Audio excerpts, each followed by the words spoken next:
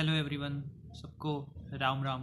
तो फाइनली आज an assistant का मेरा सेल्फ गिवन एनालिसिस मैं आपको बताने वाला हूँ।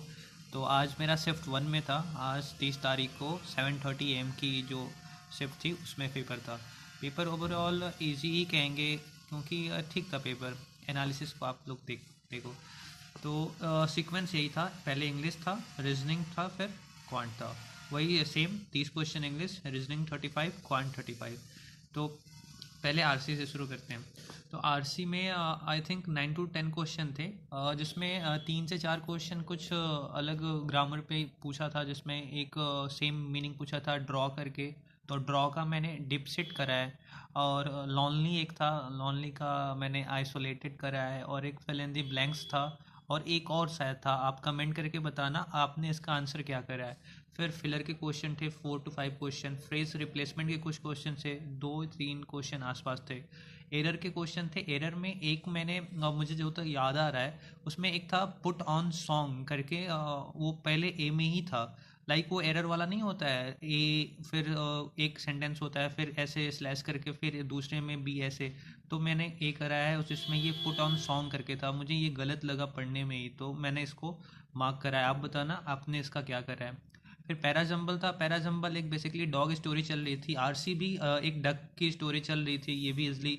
इसके भी सारे क्वेश्चन मतलब आरसी में आप पढ़ोगे तो इजली आपको मिल जा रहे थे। पैराजम्बल में वो डॉग वाली स्टोरी जो हमने बचपन में पढ़ी थी, कि एक जो डॉग होता है अपनी जो परछाई है वो देख के और अपने मुंह के निवाले को छोड़ देता है तो पानी में बह के चला जाता है। तो यही ओवरऑल था। इसमें 5 सेंटेंसेस थे। तो जैसे वो वाला था 1 2 3 4 5 ABCD करके। तो मेरा जो सीक्वेंस बना था BECAD। आप लोग मिला लेना, मैंने 2 बार मिलाया, यही सही है सीक्वेंस मुझे जो लग रहा है। आप बताना कमेंट में आपका सीक्वेंस क्या बना है। फिर मिस स्पेल्ट के कुछ क्वेश्चन थे। मिस स्पेल्ट में मुझे एक याद आ रहा है, डिपार्टमेंट करके एक था।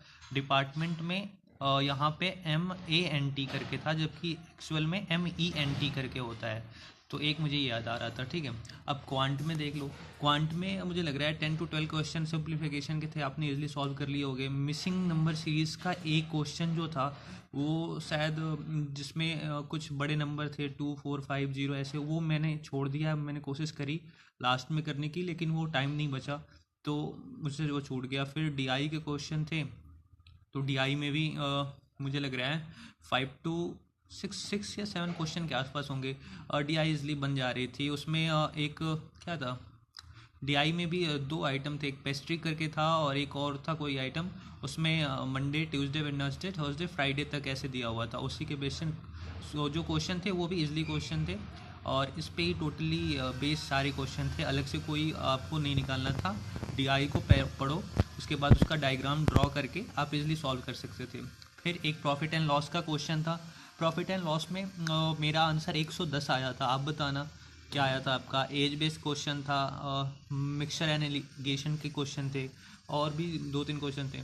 तो ऐसे ओवरऑल करके क्वांट में मेरे 24 हुए हैं, इंग्लिश में मेरे 25 हुए हैं। अब आते हैं रीजनिंग पे। रीजनिंग में इनइक्वालिटी थी, इजी थी इनइक्वालिटी। 3 to 4 क्वेश्चन थे। अल्फ़ा न्यूमेरिक सीरीज़ के भी 4 क्वेश्चन के आसपास तो होंगे ही, हाँ। फिर मीनिंगफुल वर्ड था, जिसमें RAT, एक रेट करके आ रहा था, एक टीयर आ रहा था। तो मैंने तो एक्चुअल में यहाँ पे आके देखा घर पे, तो टीयर भी फॉर्म हो रहा था। मैंने केवल एक ही बनाया है, तो मैंने सेकंड फॉर्म दी राइट वर्ड पूछा था, तो मैंने टी मार्क करा है। तो ये तो मेरा गलत हो गया है, मुझे पता चल गया आते ही। आपने क्या मार्क करा है आप ज़रूर बताना। फिर ब्लड रिलेशन के क्वेश्चन थे, 3 क्वेश्चन, जिसमें एक का आंसर मेरा अंकल आया था, दूसरे का डॉटर आया था, तीसरे का ब्रदर इन लॉ आया था। फिर फॉरवर्ड बैकवर्ड करके था, एक न्यूमेरिकल डेटा दे रखा था पहले से ही।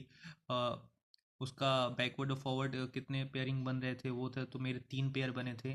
फिर डायरेक्शन एंड डिस्टेंस का जो 3 या 4 क्वेश्चन था, 3 क्वेश्चन थे, जिसमें एक का आंसर मेरा 8 मीटर आ रहा था, एक नॉर्थ आ रहा था शायद, और एक का याद नहीं आ रहा, आप बताना।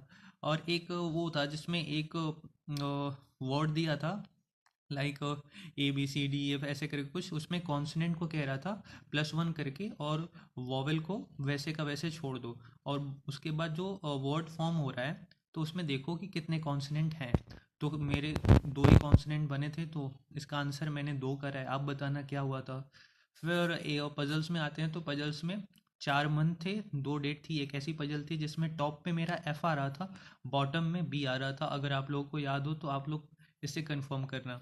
फिर एक 7 फ्लोर वाली पजल आई थी जिसमें 7 फ्लोर थे, जिसमें टॉप पे मेरा ई आया था। मैं इतना ही टॉप और बॉटम का ही लिख पाया क्योंकि उतना समय नहीं बचा, वो कॉपी ले लिए। तो टॉप पे ई था और बॉटम में जी था। फिर एक 8 फ्लोर कह सकते हो या बॉक्स कर सकते हो, इसमें कोई फिक्स नहीं था। इसमें आप बॉक्स ही मान सकते हो। तो मेरा टॉप पे इसमें जी आया था, बॉटम में एफ आया था। फिर कंपैरिजन बेस एक पजल थी जिसके 3 क्वेश्चन थे। तो ओवरऑल पेपर इजी था, डुएबल था। तो ऐसे रीजनिंग में मैंने 35 आउट ऑफ 35 करे हैं। तो ऐसे टोटल मेरे 84 क्वेश्चन अटैम्प्ट हुए हैं, और जिसमें से एक क्वेश्चन तो ये डेफिनेटली मीनिंगफुल वर्ड का मैंने गलत कर दिया है।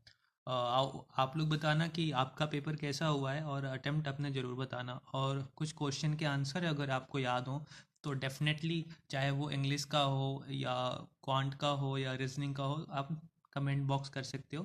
तो फाइनली एक लाइक और एक कमेंट, बस। Thank you.